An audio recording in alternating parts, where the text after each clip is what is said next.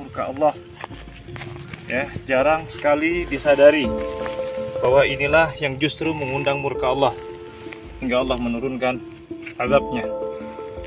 Allahu Akbar. Allahu Akbar. Allahu Akbar. Afwan ya Allah. Allah. Takbir. Allahu Akbar. La haula wala quwata illa billahil aliyyil azim. Allahu Akbar. Jadi kalau dalam tradisi agama itu silaturahim adalah menyambung sesuatu yang seharusnya tersambung. Agama yang masuk negara nggak konflik itu diantaranya paling spesial itu Indonesia, karena para wali ini mendampingi kultur daerahnya tapi tidak benturan. Misalnya kalau orang Jawa dulu pakai sesajen di sawah-sawah, katanya dimakan penunggunya. Ya penunggunya sawah itu kalau dulu ya pikirannya itu makhluk gaib. Di era modern ya penunggunya itu ya kambing, ayam itu. Jadi ya memang yang makan itu akhirnya. Tapi dulu itu aneh, diistilahkan dimakan penunggunya. Kalimat penunggu itu apa ya gak jelas, apa dengan tanda petik apa penunggu betul gak jelas. Wali-wali datang tidak mengkafirkan itu, tapi terus dirubah jadi sedekah ke tetangga-tetangga.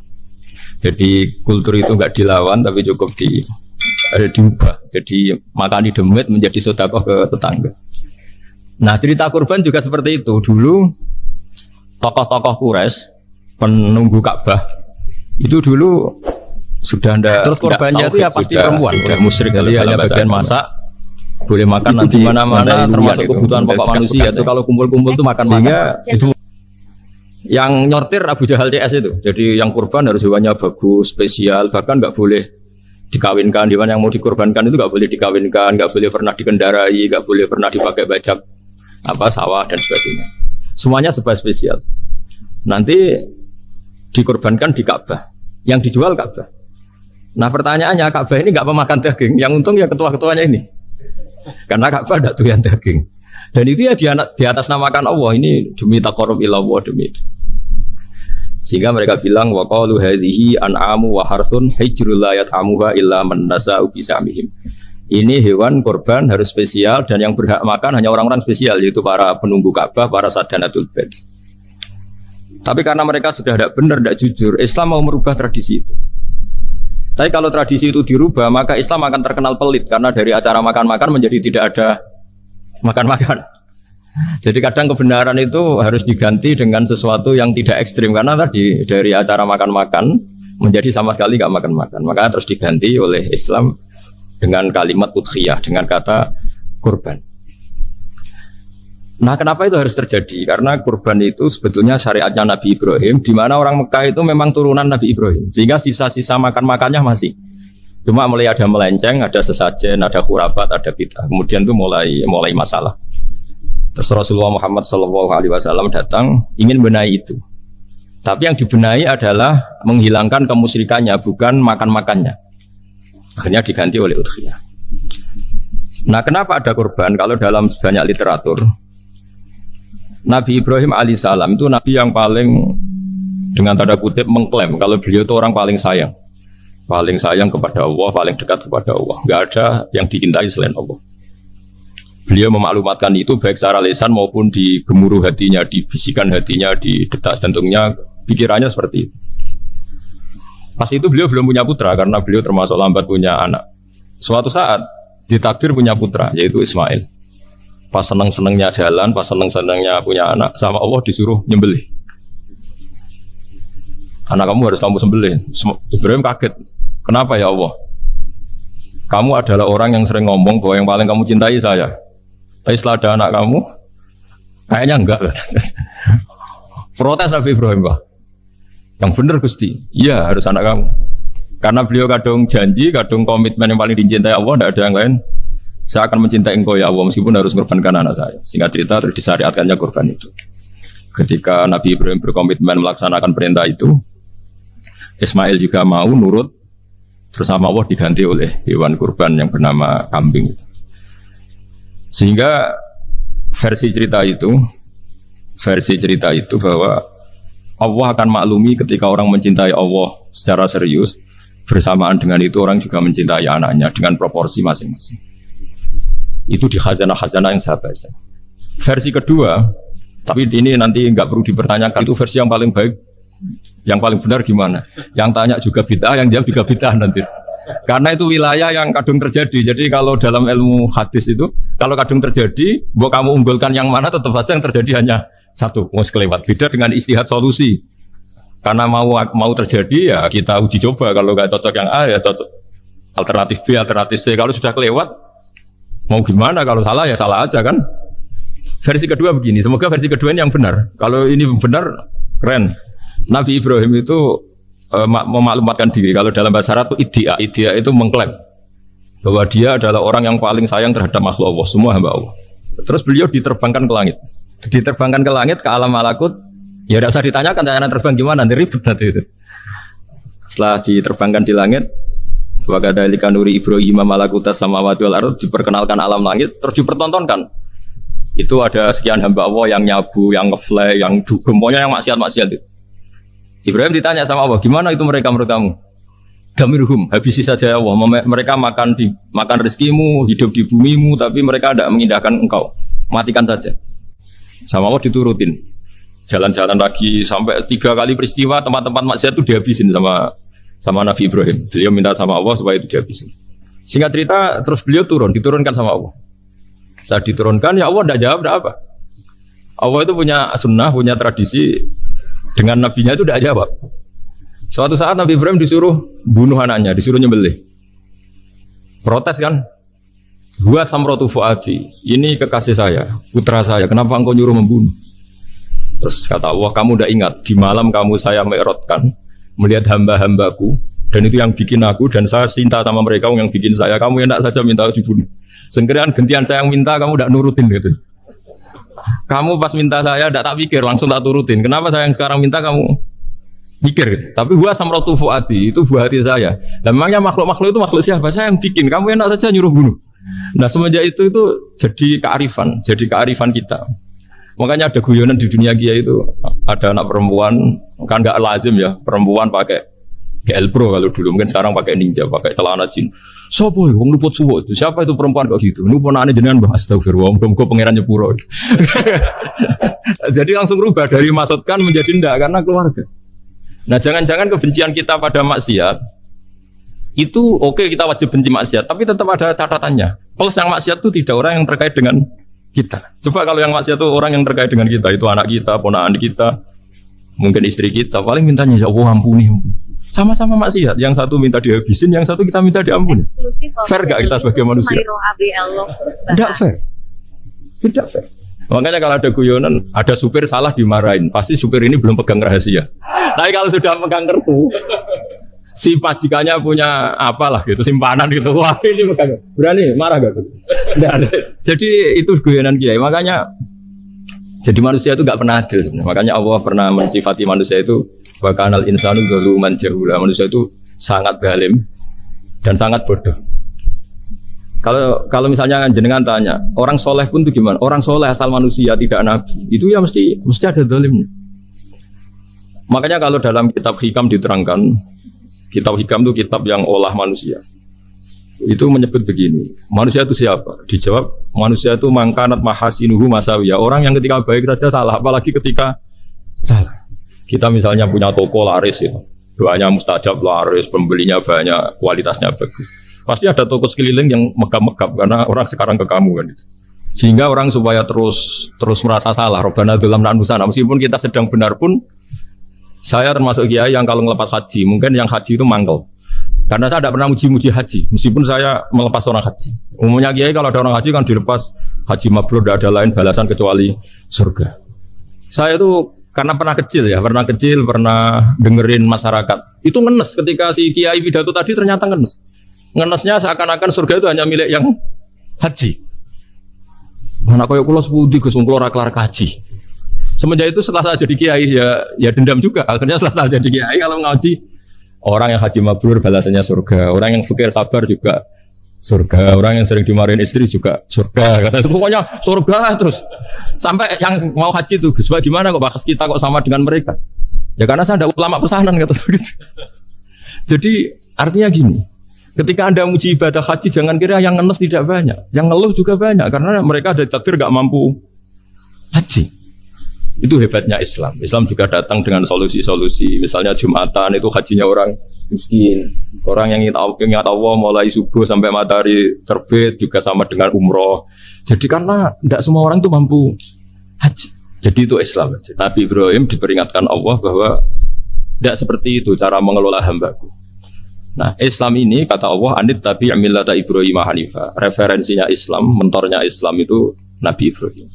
Sehingga kita alhamdulillah punya sejarah wali songo, saya punya orang tua Kiai Nur Salim itu sayang sekali sama umat, Mbah Mun juga gitu. Karena memang agama ini itu kalau masalah kebenaran itu serius, tapi di balik kebenaran ini yang perlu dicatat oleh semua yang mencintai agama ini bahwa Allah itu tidak butuh taat kita.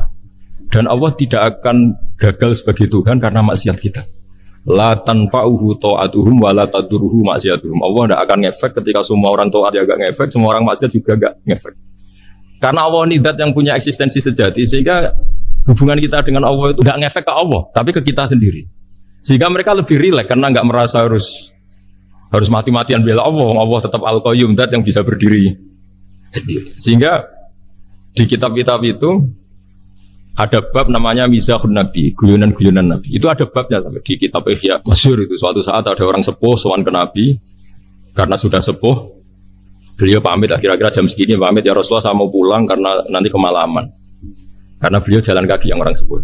Kata Nabi, ya tenang saja di sini. Nanti pulang kamu udah jalan kaki. La ahmilan naki alab dinnakoh. Nanti kamu tak naikkan anaknya unta. Pikirannya orang sepuh tadi namanya anak unta itu ya kecil. Wa ma fa'altu bimninakoh. Apa yang bisa saya lakukan dengan anak unta? Sudah tenang saja. Lah beliau ngaji lama. Ya dikasih unta tua itu. Silakan kamu bawa unta saya ini. Ini kan unta tua, ada anak unta. Ya meskipun tua ya anaknya unta. Jadi agama itu rileks. Nabi Ibrahim itu pernah minta supaya nyawanya itu diperpanjang karena beliau umumnya orang itu kan ingin nyawa panjang, ingin umurnya panjang. Allah tidak jawab gak apa. Suatu saat ada tamu, orangnya itu sepuh sekali. Nabi Ibrahim karena orang yang sangat menghormati tamu dikasih kurma anggur. Itu setiap dimakan dikunyah meler lagi keluar. Karena sudah sepuh, nggak ada giginya, dikunyah keluar lagi. Itu jawabnya Nabi Ibrahim, Ya Allah, masuk lagi ke kamar, sholat lagi, mengcancel doa panjang umur. Katanya Ibrahim, oh jenengan jawab toh. Artinya kalau ingin tua sekali ya nasib kamu kayak itu gitu. Jadi karena beliau tahu itu jawaban terus masuk kamar, oh jawab terus jenengan terus membatalkan doanya. Itu Nabi Ibrahim. Kalau orang sekarang enggak, dongo ngarani, ya tua ya tetap sehat. Karena doa itu kalau enggak diperjelas itu ya repot. Ini cerita supaya kita berislam itu teriak.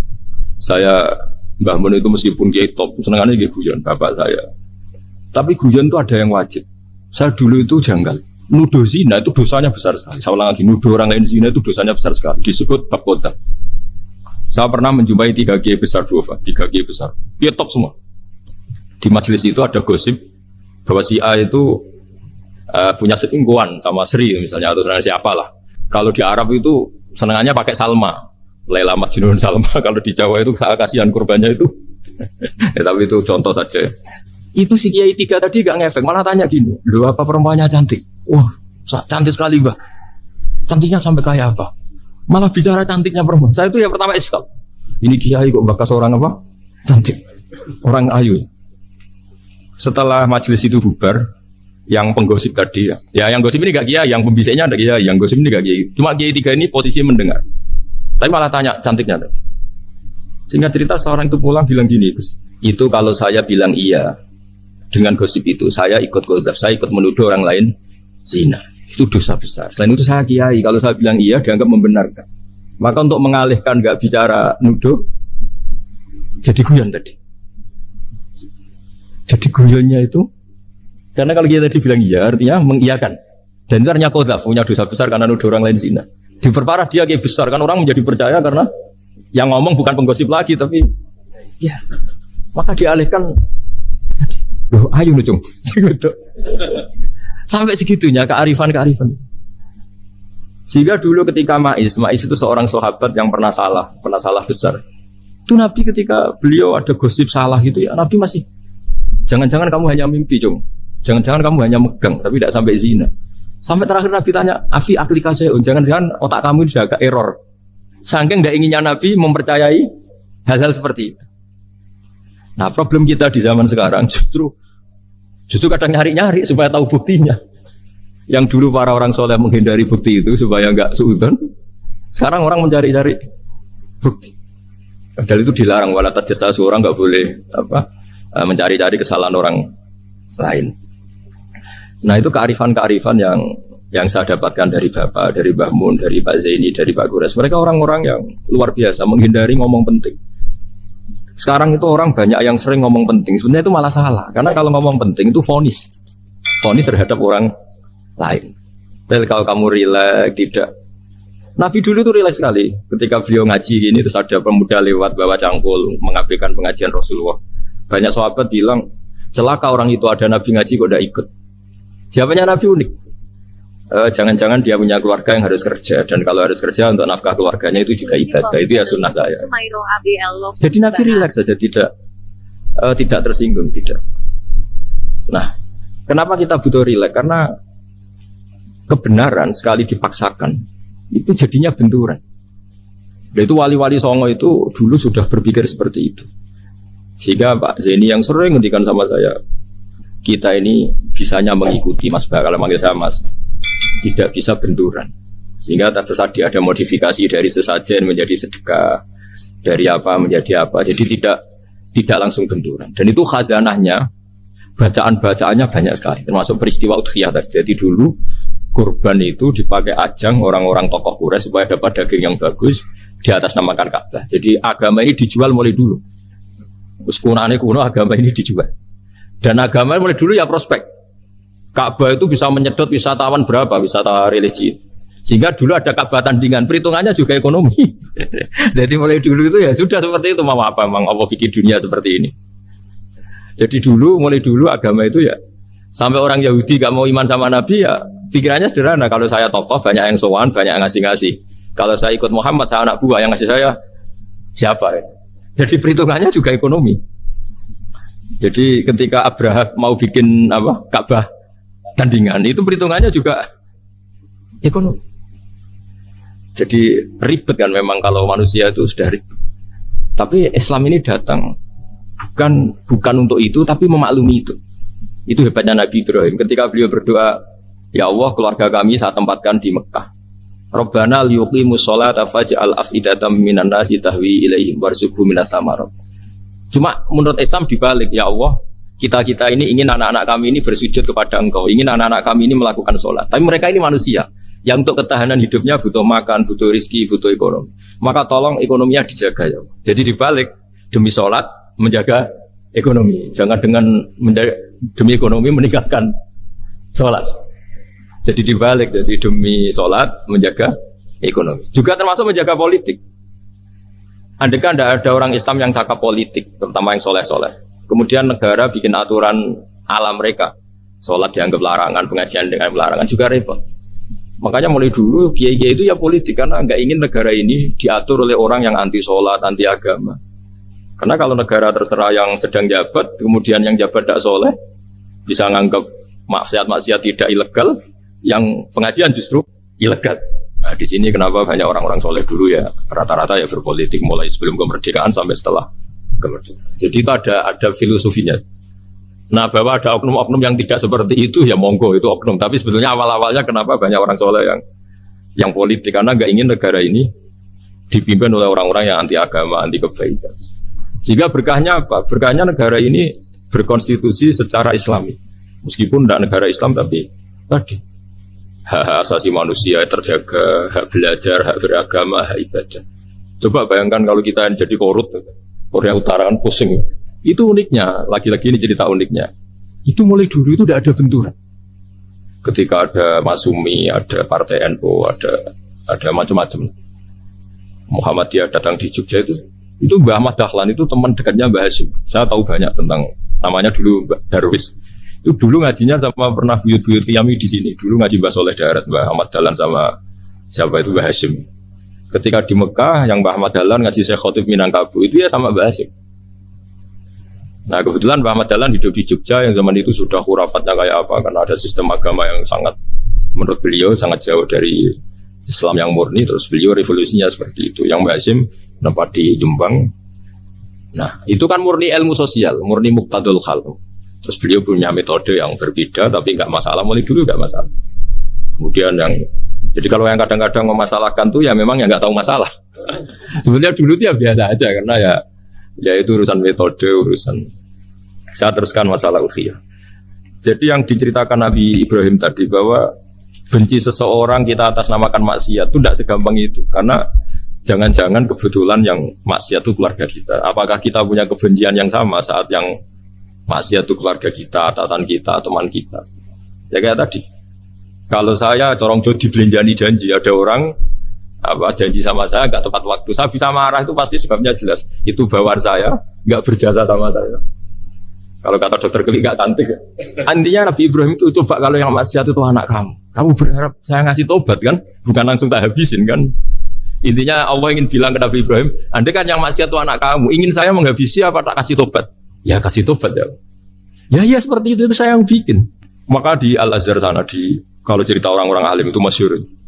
Ada tempat maksiat mau dihabisin sama orang-orang yang sangat keras.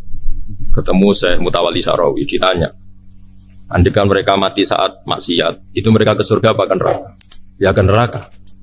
Ditanya sama Syekh Mutawalli, kalau mereka ke neraka, akan ada lika muradan Nabi? Apa seperti itu yang digadaki Nabi? Umatnya mati terus masuk neraka karena belum tobat? Tidak. Nabi inginnya mereka tobat dulu. Ya sudah, jangan dihabisin. Kamu berproses ikut mentobatkan mereka. Kebetulan ini mau mendengar. Jadi kita lunak, kita baik itu ya semuanya ingin Allahum yarji'un semua mereka kembali, mereka tobat. Bukan lunak dengan arti mengakui maksiat itu satu kebaikan, itu yang bahaya. Kalau lunak sampai mengakui itu maksiat itu kebaikan, itu bahaya sekali. Tapi kita lunak karena kita ingin berproses untuk bertobat. Karena tadi kalau kita punya nurani itu mesti, andai kan yang maksiat itu anak kita atau teman dekat kita atau orang yang berjasa sama kita, apa kita bisa tegas? Kira-kira gimana? Waqad adabbahu ta'ala khalilahu Ibrahim fi ba'di mawatinihi al-azimah. Jadi Allah kalau dalam bahasa Arab memberi teguran itu namanya takdib. Makanya kalau orang nakal itu, kalau orang Jawa bilang kurang ajar. Sebenarnya ajar itu kan tahun ajaran baru. Ajar itu kan barang baik. Ya kan disebut tahun ajaran baru. Pengajaran ajar itu kan barang baik. Jadi kalau kurang ajar berarti kurang baik. Itu bahasa Arabnya orang yang kurang ajar perlu diajari. Itu kalau orang Arab bilang ditakdib, diwarai toto kromo, diadabkan. Jadi belum punya adab diadabkan.